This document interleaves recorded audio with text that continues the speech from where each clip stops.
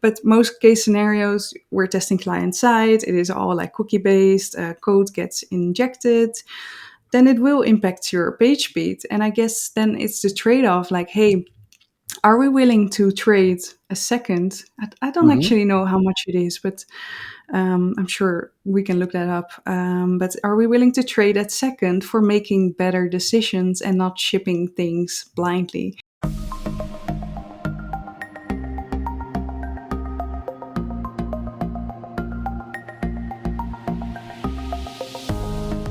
Welcome to this experimentation podcast. I'm Lucas Vos. I'm your guest host for today. And for those who don't know me, I'm a lead CRO specialist at RTL Netherlands, a broadcaster in the Netherlands. But enough about me. Let's talk about the most important person for today, our guest.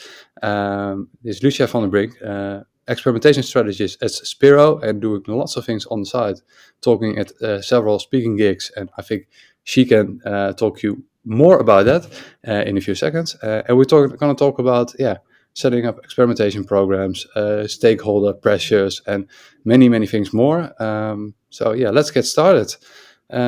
Lucia, welcome. Welcome. Good to have you here. It's also a bit weird for us. We are both Dutch. We're speaking in English to one another, so we have to shift a little bit. Um, just to get started, you are working now as a consultant, and you have also worked in-house for DPG Media. Um, what is the most different thing you have encountered in the past years, where you might have get used to? So I guess switching from being in-house to an agency is, of course, it is very different doing experimentation. And maybe it's good to give that I give a little bit of my background. So I'm really a crazy nerd. Like I started building websites, like really coding it when I was 11 years old. Then I had my own web shop. I had several websites, and I would just write the code myself. And at that time, there was no easy thing like Shopify or like WooCommerce. It was actually quite hard. So I'm glad things have changed by now. But that's where my love for websites and with the internet actually came from. And I guess I still have this love for the internet and for the digital world. So, and I guess it started when I was working for big companies like a telco company in the Netherlands, and later on like the biggest news website in the Netherlands, which has like 8 million visitors. Very different from each other already. They were both in-house positions, but let's say the first one was more e-commerce and the second one was how do you optimize a news website, right? So then it's all about increasing the pages read by users, because in this case they make money from the ads on the pages, so it's very different. Also kind of the same. So there you already see, quite a difference between those two. And then when going to work for an agency, that again is very different. But what is really nice about it is that you have the opportunity to look into different organizations and how they do things. And it helps me a lot to zoom out and look to experimentation from like a higher level and see like, okay, there they did it like this, here they did it like that. And I think this is the way, for example, or, next time I can recommend this or that. So I guess like having a lot of diverse experiences in organizations, but also, just being in-house or agency or in one country or in multiple countries, it's all beneficial to your experience, and I guess also the way you would be helping the website perform. All right. You have a lot of different experience already, and also you said, hey, there is a lot of difference already between an e-commerce kind of a company and a let's say journalist kind of company, a media company. Um, and also now you work at Spiro, like servicing a lot of different kind of organization in different countries. Are there any major different things between the different cultures that you have worked with in terms of experimentation and zero? Yeah, there are. So I guess, and that was also my next challenge. So I had experimented on the whole population of the Netherlands. I was quite sure about that at one point. And then I thought, okay, what can I do next? Which was like taking the step to do that for the whole world. And then, yes, you do find things that, for example, would always work on the Dutch market that doesn't work in other countries. And also the way you have different rules about things. So I remember I was optimizing for an Australian e-commerce website, also quite big, had 1.5 million visitors. But then they had special rules about how they could show the discounts and what they couldn't do. And that was something I had no experience with. So I had to do a little bit of research and see, like, okay, how do Australian websites do this? And so I guess that's something new to learn, like regulation stuff. And on Mhm. the other hand, you also have like what our main job is like influencing how visitors behave on your website, right? And possibly shaping or changing that.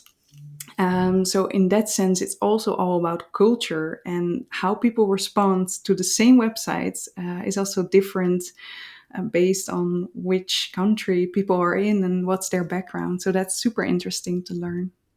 Yeah, I can imagine. Do you have maybe a bit of a tacit example of it, so that people can relate to? Like Yeah, maybe I think. Western Europe or Netherlands is some of major difference between, yeah, I don't know, an Australian something. Well, I have noticed that, look, we Dutch people are very direct, which is an Yeah. unique thing. And also kind of like we don't like hierarchy.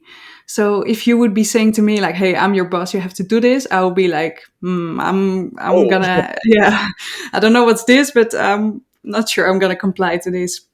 But in other countries, it's not necessarily like that. And an example of this, like on a website, is that things to show safety or to say like, hey, this thing, you often see a message like secure checkout, for example.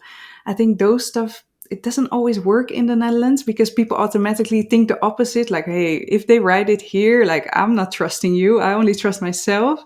So I don't always, yeah, I haven't seen much good results with that unless you do it more subtle in the Netherlands. This is Romo Santiago from Experimentation. Every week we share interviews with and conference sessions by our favorite conversion rate optimizers from around the world. So if you like this video, smash that like button and consider subscribing. It helps us a bunch. Now back to the episode. But then for other countries and for people, I guess also not all countries are as far with the internet and using web technologies as in Europe. So that's also different. So in other countries that can work, just saying like, hey, this is safe, you're good, and people will just trust that. So yeah, that is is an example. But of course, there are many subtleties in this, and of course, it won't be 100% true. But yeah, to give another example, I'm also optimizing for a web shop currently that has a website in the Netherlands and has a website in Germany. The sites are both the same, but the conversion rate is very different for the German site. So that's really been a process of, okay, how does the German audience perceive this? And why do they not convert? So that's really interesting to do the research about that and to kind of learn about, okay, they look different to a website and they trust things differently. So I won't go into more detail, but at least you have a few examples, I guess. Yeah, yeah, I can imagine, and I can relate to a bit of personal experience as well. You can have it even within the Dutch language area. I mean, with you have Flanders and Belgium, which can the people over there can react differently to a website because they have a bit of a few different standards for e-commerce as well. So yeah, I can imagine that. Um, Besides all those differences, you have seen quite a lot of companies from inside or at least from a close distance. Are there any main pain points you have seen, like, hey, there's more or less similarity that within CRO and getting experimentation programs started or running, um, that they experience the same kind of things. Yeah, I think there are definitely like the same kind of problems, but I would say like the pain points are different everywhere.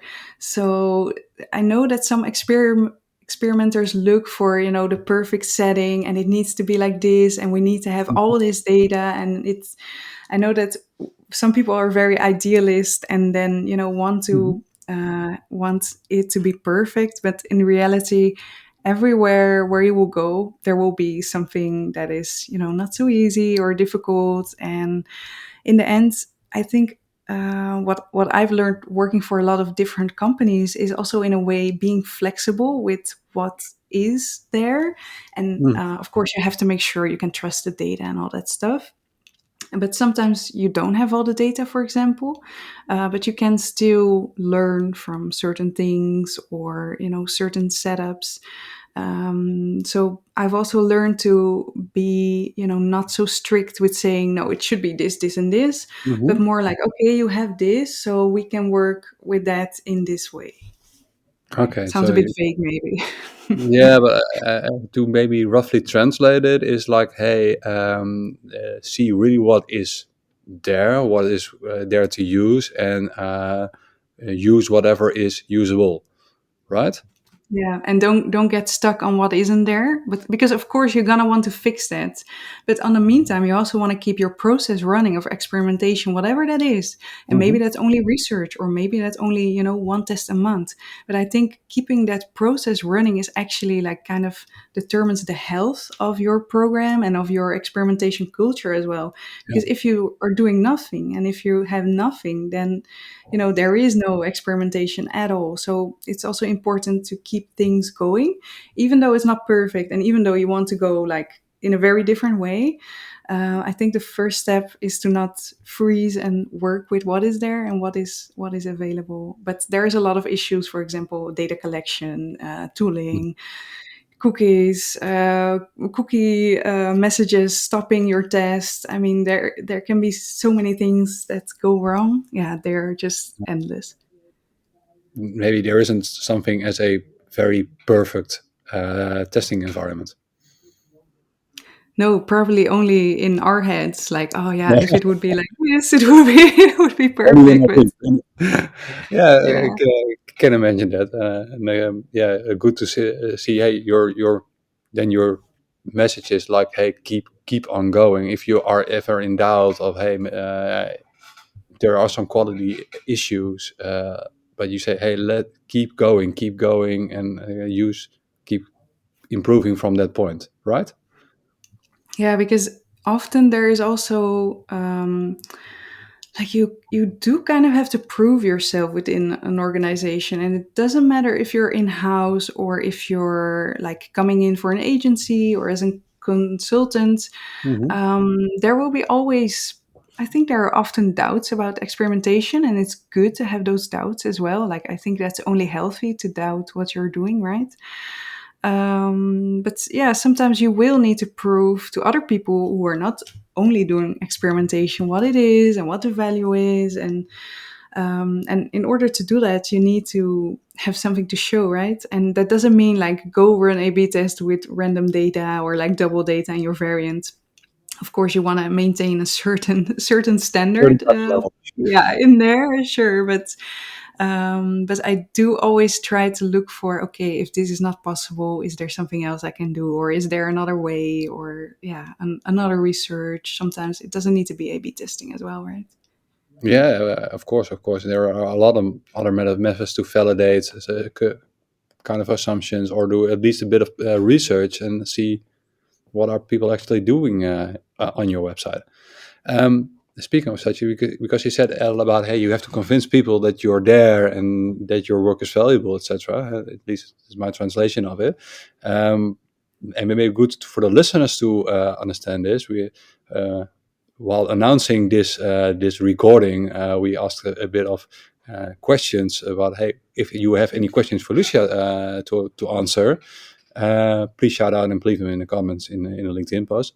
Although we didn't get loads of them, we got some valuable ones, and one was from Tim Barels, and who ask how to convince stakeholders of the usefulness of experimentation. And I think that relates to the thing that you're talking about. But maybe you can get more into detail about it. What are the main areas, the main points that you need to bring across? Again, I think there is not one way of doing this. Probably there is like tons of ways of doing this. But of course, what helps is if you can tie it to monetary value, and that's the easiest in e-commerce, right? You know, like, hey, there's a conversion that means so much money for you, and so much spent on experimentation, and you can in the end calculate ROI, that kind of stuff. You can also estimate the value of winning tests over months, or the declining value Mm-hmm. if the value would be less, for example. So that's one way. You have the money card to play. Mm-hmm. But I think there are more cards to play here, because it's also about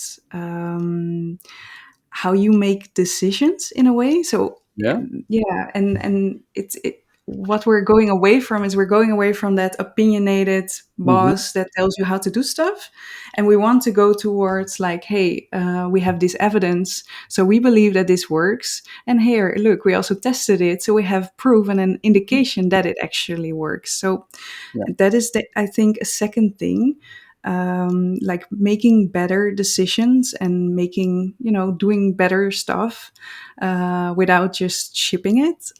So that's also one card to play.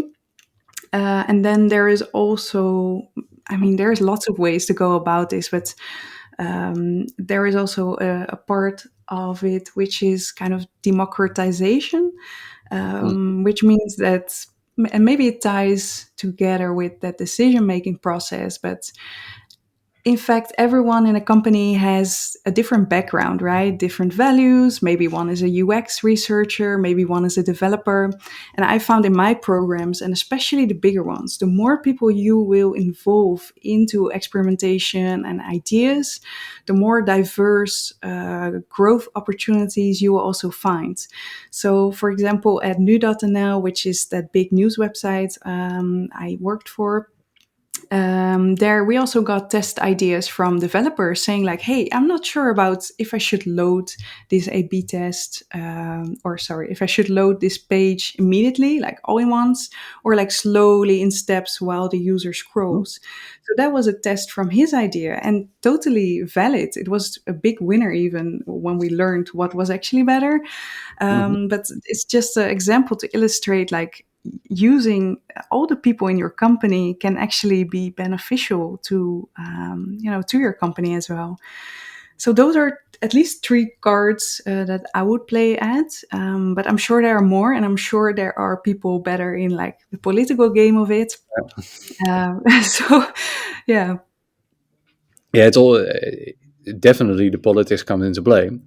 You saying money, the ROI, about decision making, making better decisions, and democracy. And I wanted to dive into at least one of them, the money part, because I think lots of experimenters and CRO people are maybe struggling or having the challenge to, hey, how do I calculate, estimate an ROI of my experimentation program? How do I get valid numbers, or at least something that I can work with and which is trustworthy for whoever it concerns. Can you maybe help us a little bit, like, hey, how to approach that, or have you done it in the past, which was maybe a success or something? Yeah, this also depends on what background you're from. Like I said, e-commerce is just a little bit more straightforward in that sense, Yeah. because you can have your revenue, or maybe what's better is like the profit from that revenue, and just put that next to all the cost you're making for experimentation. But that's like the global Yeah. argument for experimentation money wise, right? But you can also Hmm. do that smaller. and per test. And I know that there are calculators that help you with that. You can put in like average order value, and then depending on your traffic and your uplift, it would Hmm. say like, hey, this test will give you an and then it gives you an estimate of dollars, euros Yeah. that can come out of that. But the general idea is that also the effect of test will get less, Yeah. like after implementation. So usually, how I do that is I take the uplift, and I think every month I add that uplift, so cumulative, Mm-hmm. and then subtract like 25% of the uplift to see actually the effect decreasing there. But that might not. That's like the worst, one of the worst case scenarios, because it might even cause an uplift, and that's something that we often don't measure in experimentation. We can, if you do server side testing and you do things for a longer period, I guess. Hmm. But maybe that's another topic, because we were talking about, yeah, how do you convince that money argument, right? How do you win that over?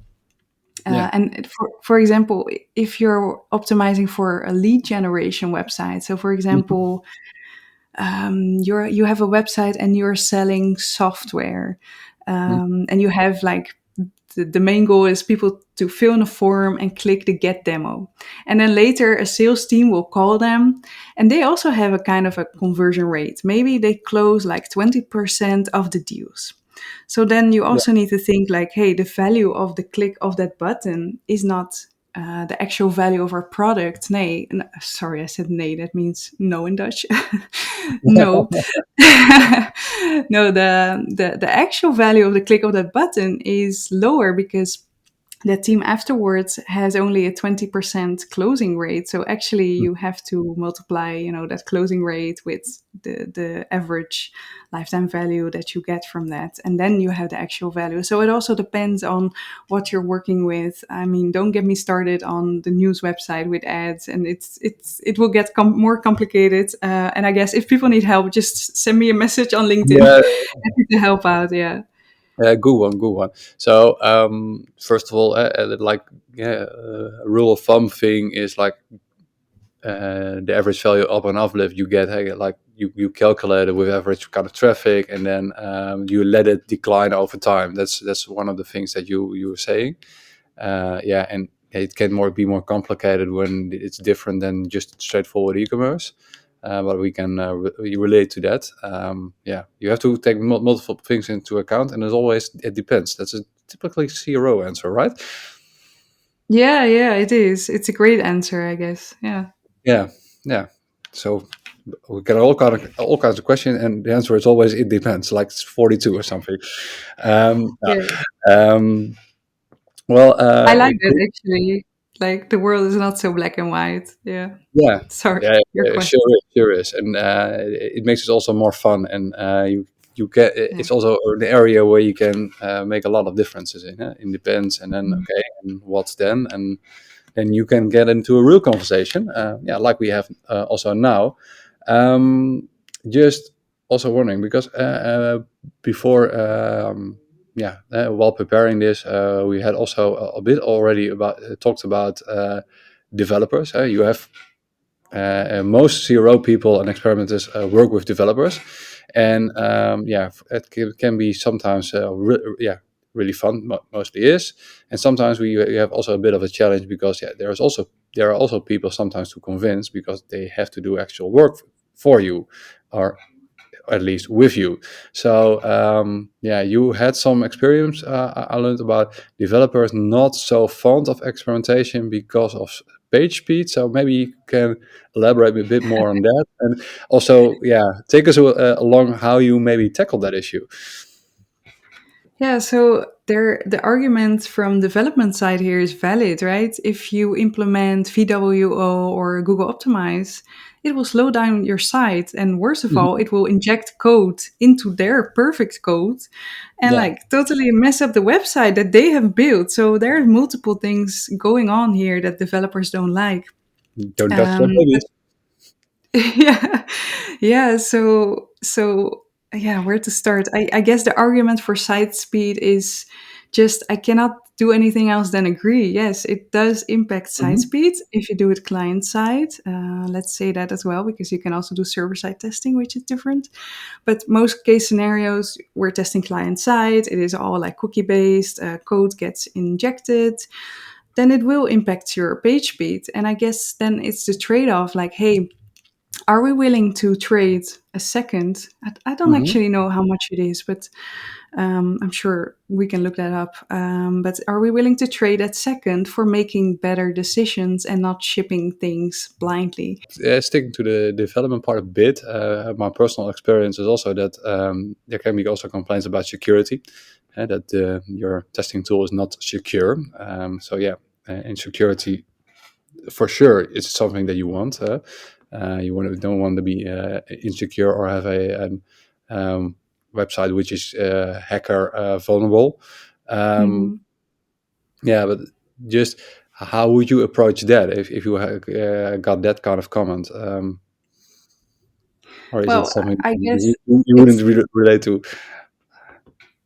it's something I haven't heard before, but I can imagine this to be an issue. Mhm.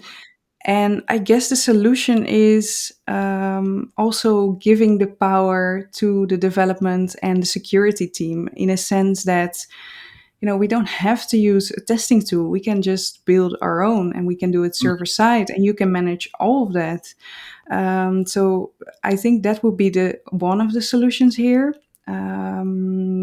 Because I'm not an expert in like security around Mhm. testing tools, but that would definitely be something I would suggest because that would be even better for your experimentation program potentially.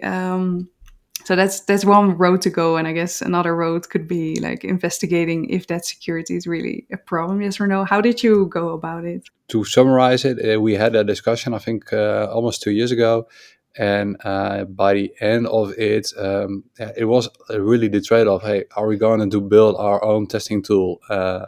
Yeah, but that's a product that you also need to maintain, and are you willing to support it, etc., and to invest time in it? Or should we continue maybe with this tool or another one? But are there any things we can do to really improve security? And yeah, when we got one of the most strong criticasters on board on this one, like he was willing to cooperate and to improve stuff. He was part of the project team, which eventually redesigned the whole setup. Like we really did another kind of setup because we were using SiteSpec. That's a little bit different than using client-side tools like VWO. And it was a little bit like server configuration and lots of technical stuff I don't understand anymore. But yeah, at least um, the most critical developers were talking to the developers of the testing tool and some other ones, and they got into a group and they had they agreed on a certain kind of solution that was implemented and still running today. So yeah, Ah, that's perfect. and the discussion what is more or less has become silent about that.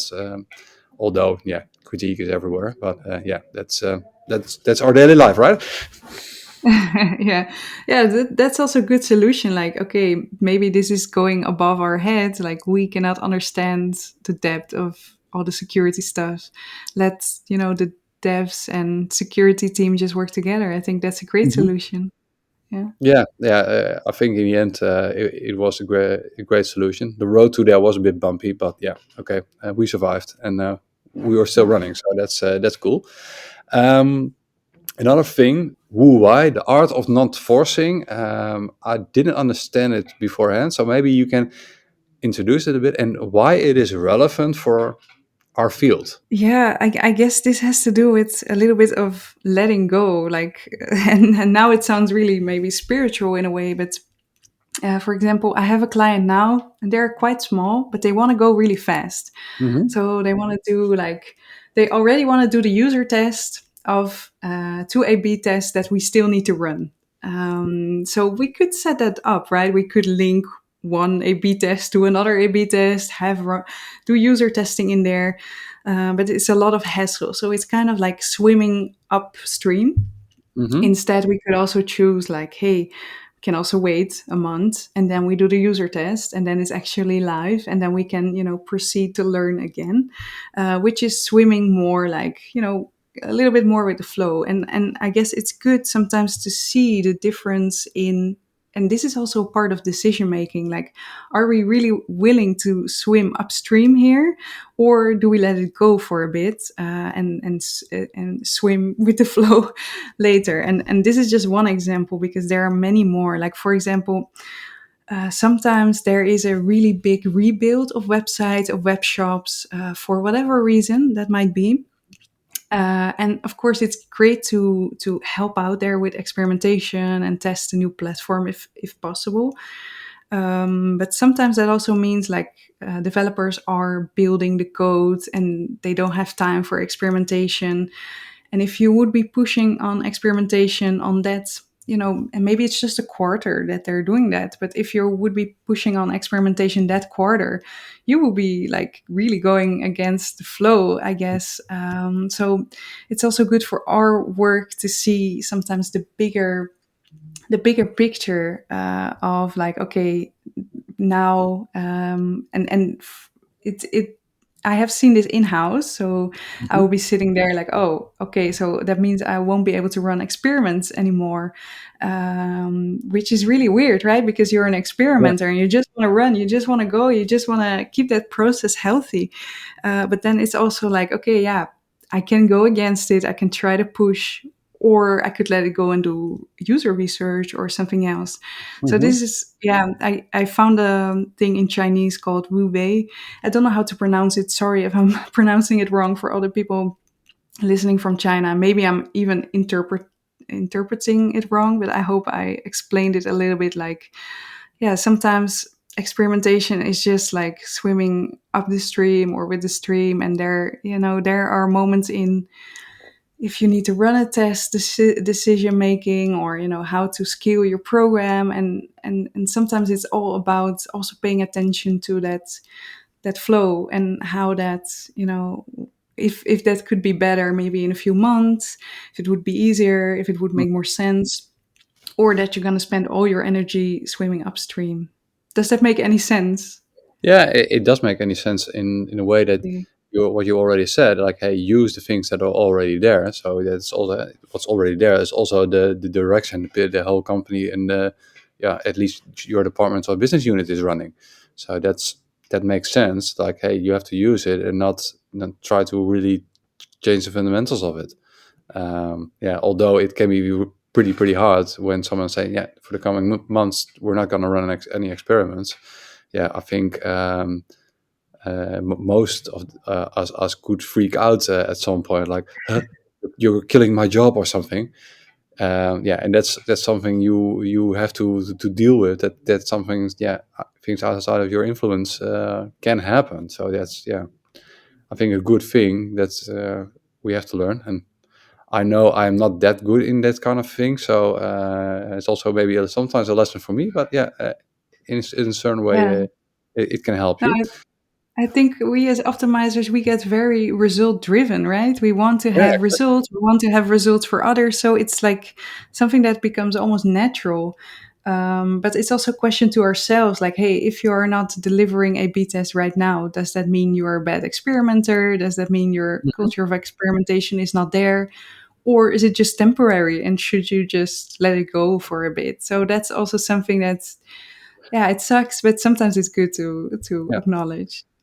exactly. Although I'm realizing, you said also that you have to get velocity, that you have to get running, and if you're not running, that's not yeah, not compatible with each other at some point. So yeah, how do you relate those things to one another? Because yeah, if you are really aren't running, they have a little bit of a standstill. Yeah, true. So, yeah, ideally, you always want to run something, right? But Hmm. sometimes doing research is also running experimentation in a way. Not everything needs to be A/B testing, of course. Yeah, but I agree. Like, of course, we like to see a healthy program with experimentation and with learnings. But sometimes that's just not the case. And then, what are you going to do? How you're going to be flexible with that, and how you still gonna, yeah, do something useful with your time. Yeah, exactly, exactly. Yeah, at some point, yeah, you can have that, and we have that sometimes here as well. And we try just to move on to maybe another part where the opportunities are more there, and also to talk together. If people are busy with a rebuild or something, most of the time, yeah, you can help them as well. Like, hey, we're just in doubt about these kind of elements, and yeah, maybe we can A/B test that or help them with this kind of research to maybe pre-validate something. Maybe also using tools like Usability Hub or something. That's also something we try to do sometimes. So yeah. Hey, before starting the recording, we were already a bit talking, and we also talked a bit about ideation, how to get the best ideas, and because I think, yeah, a few listeners will have these kinds of challenges, maybe like, hey, how to get maybe better ideas or more ideas from maybe more stakeholders or something. Like, hey, can you talk us a bit through, like, hey, what are your thoughts about that? Yeah, so I have this nice combination that I also write literary novels, which is a very creative thing to do. But that really helped me develop my thoughts about ideation and how creativity works. So something we usually know in the CRO experimentation space is about system one and system two in the brain. I think this is just a model from Daniel Kahneman. Yeah. There are also people that explain it with the original brain and like kind of the new brain. Whatever you call it doesn't matter. But it's important to understand the interplay here between between the two, because creativity is coming more from that system one, that automatic brain that is very good at associating. It's very good at coming up with ideas. The creativity part, it can solve 2 plus 2 for you in Mhm. no time, very quick. So that is actually the part that comes up with ideas and can associate also very well.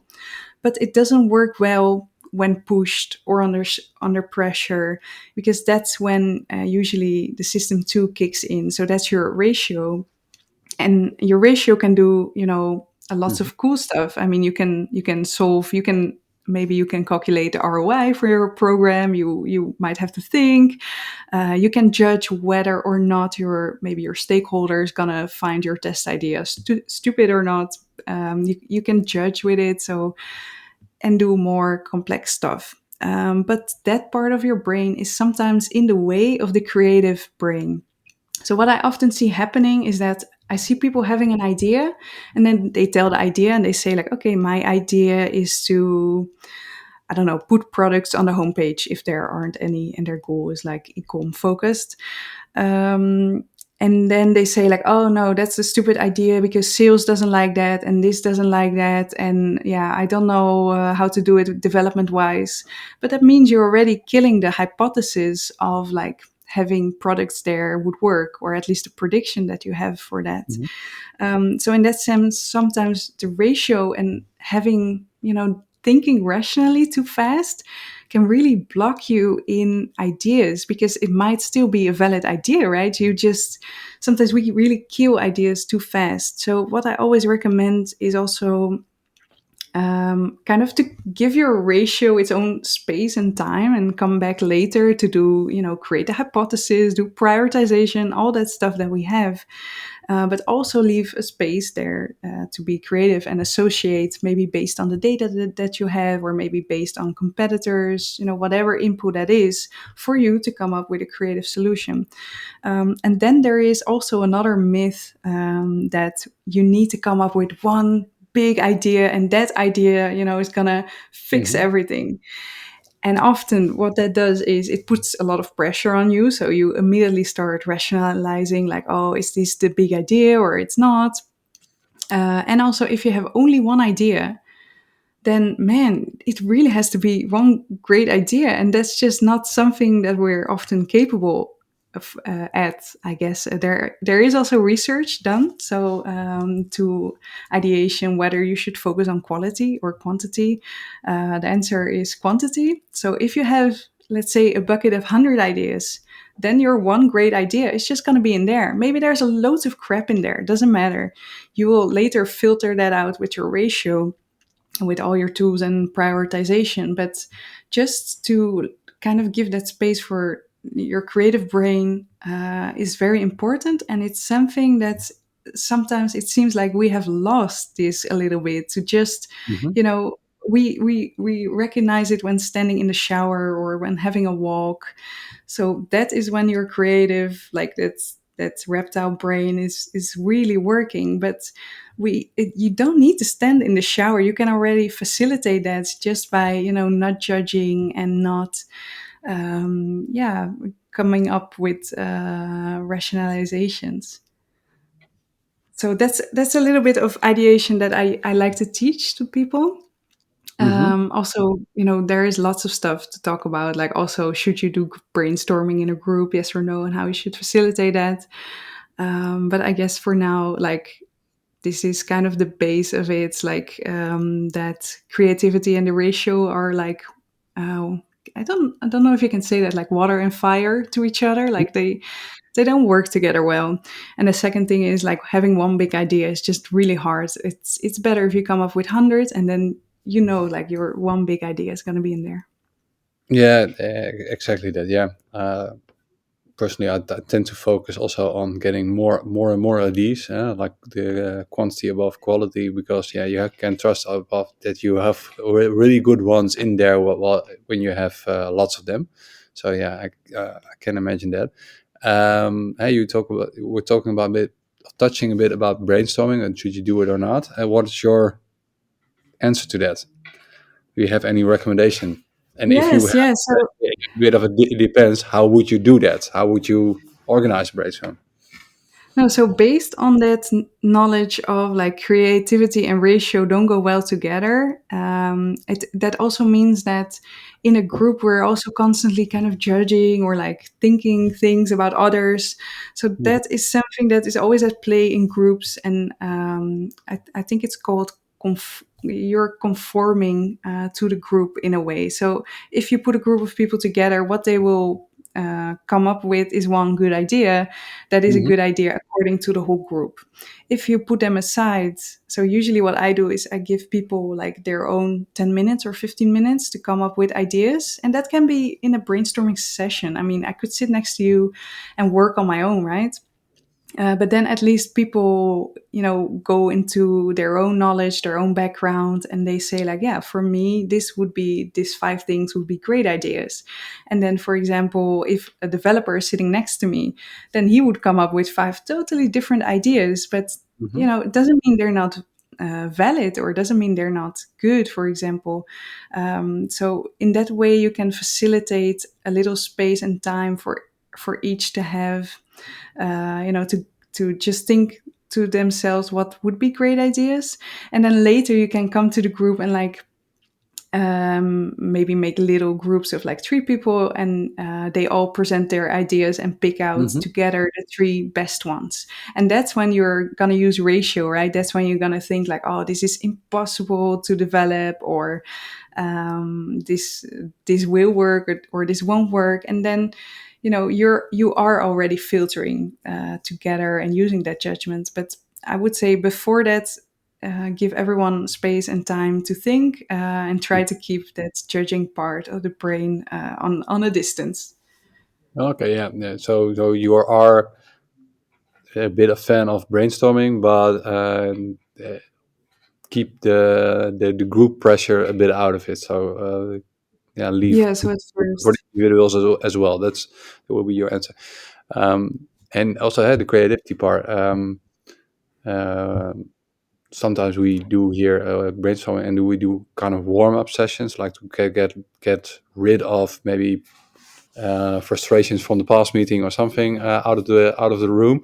Would you recommend that, or wouldn't you recommend so? Yeah, that can be a great idea. Like you're coming into the room with yeah, kind of a setting, right, and the things you have experienced. And yeah, I'm not sure how that works actually. So next time I see you, I want to do that to see how that Okay, works. that's nice. Yeah, a bit Yeah. of explanation because maybe some listeners think, "Hey, warmer, what kind of things?" Yeah, think of creativity games like you have a kind of a puzzle or Mm, kind of yeah, let's think of 5 minutes like how many names of fruits can you come up with, or mhm.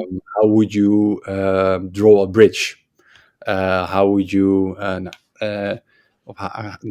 draw the person next to you or something? Like really a different tune out of what you have done before. Really Yeah. something different, and also maybe different from warmer, just to get a rid of a reset in your brain. That's the main goal. Yeah, And that's um, nice. personally, I'm pretty much fan of it because, yeah, especially when you do a brainstorm in the second half of the day, of the working day, that people, have something with them, which the experience of that day already, and it can be positive or negative, but it can bias the whole thing altogether. Yeah, And yeah, because someone's that's brain can be in the meeting before, right? They or their thoughts. I mean, yeah, I see. yeah, Nice. and maybe Great. they had a negative message or negative surprise, and they yeah they're yeah that their negative feelings can come into the room because we're all humans. So yeah, we can't walk to the door. It's not really out of the window in 1 second. I think you So should share those exercises, Lucas. Like just put it put it on LinkedIn or something. yeah, maybe good idea. Maybe good idea. So there are people you might see something in the coming weeks. Just one question. I think it's also good because when you do a lot of A/B testing, when you do a lot of experiments, and you'll build, you get a lot of learnings. And yeah, we have already talked about a bit of the rationality and also maybe the limited rationality that we have. That we have not a unlimited kind of memory. So how to keep track of all the learnings and build onto that. So yeah, that was a question from Berber Belsma. Yeah, how would you do that? How to keep track of all the learnings that you have and build on top of it? Yeah, I guess the standard nowadays is kind of using Airtable. But Hmm. that sounds like a very easy answer. But I guess even if you use Airtable, that doesn't mean you automatically are very able to find your test. Or yeah, you do have to put some work into categorizing tests, maybe based on Hmm. strategies, themes, or maybe even a psychological tactics that you use. So if you use Airtable and you put your test reports in there, it's good to be a little bit more detailed. It can be also just like, hey, this test was on mobile or this test was a winner, yes or no. But these are all variables that you can link as information to your test, which can later help you to build like a dashboard of all the winners on mobile, for example, on the social proof strategy, or on fixing something that you might have found in research. You can Hmm. also link it back to your research, of course, which is also great. But for some people, Airtable is too far away or seems too difficult, and you can always start with just a Google Sheets and just list your test and say if it's a win, yes or no. I mean, it can start as easy as that. If you're just starting with doing CRO experimentation, that's also fine. But later on, you're gonna want to have something that will help you find what you're looking for, or like dig into your own memory, but then the memory of all the tests you have done. Yeah. um, yeah, how do you Yeah. do that?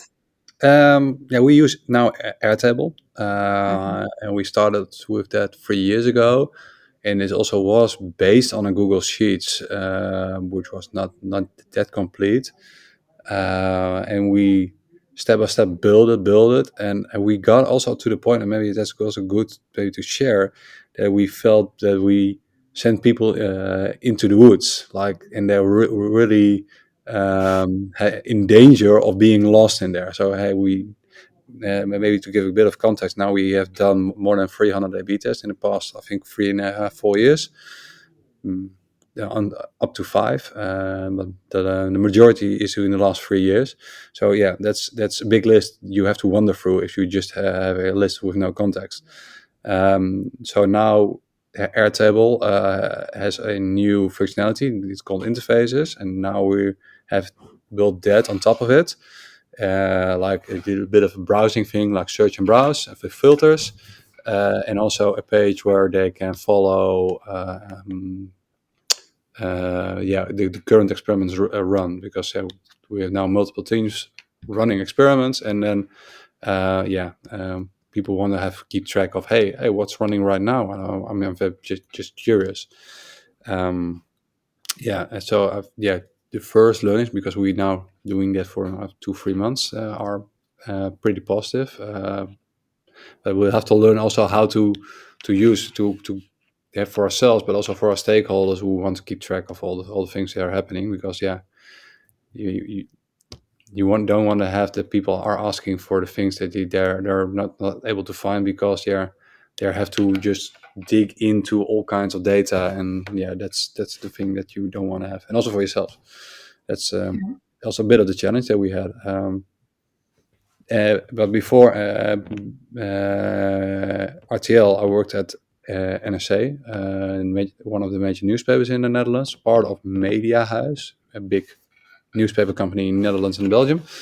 And what we also did, and that was also nice, we had a closed, just WordPress kind of environment. Like everyone just creating, like it was a blog posting thing, and you can create like a blog post with a template, very simple, and post it over there. And it was easy, also pretty easy to do, to use, and you can categorize it. And it was also nice back then. So Yeah, smart. Yeah, and then you can just search in everything, that's yeah, written in there. That's great. Yeah. Yeah, I yeah, know that also for, yeah, like Airtable wise, you can do so many things. Like at Spiro, there are like automations in there that you can immediately create a new test from an idea somewhere, and it just automatically pops up a document. Or what else? What else do we do? Like send messages to Slack, like, hey, this test is ending. Or we also build the dashboard for clients so they can see like this is my to-do list. As now, well, for example, the client has a to-do list, like they have to check stuff. So lots of cool stuff in there that you yeah, can do yeah. potentially, for sure. Yeah, For the but a listeners WordPress out also there, works. for the listeners out there questioning, hey, do they have stocks in Airtable? At least the host doesn't have. Me I don't know neither. if you. So okay, uh, we're not sponsored by Airtable, at least yet. Maybe. I'm Um, just sponsored by like enthusiasm most of yeah, the time. exactly that. But no, to conclude on the Airtable part, it's I think it's a really great and powerful tool if you set it up correctly. Um, and for me, or for us, what works is also documenting screenshots. Like, okay, how did it look? Of hey, what do we do? Or because if you uh, yeah wander through again and then see the A/B testing that you did 3 years ago, that can sometimes be also a bit of a spark to get new ideas already. So hey, back then we did that, and it was already maybe a winner. I didn't recall it anymore, but hey, it's maybe something that we can use because you tend to do something else which might interfere with that learning back then. So yeah, Yes, I mean, images say more than 1,000 words, right? Is what people yeah, say. It's just like easy, you don't need to read, and it's perfect. Yeah. exactly.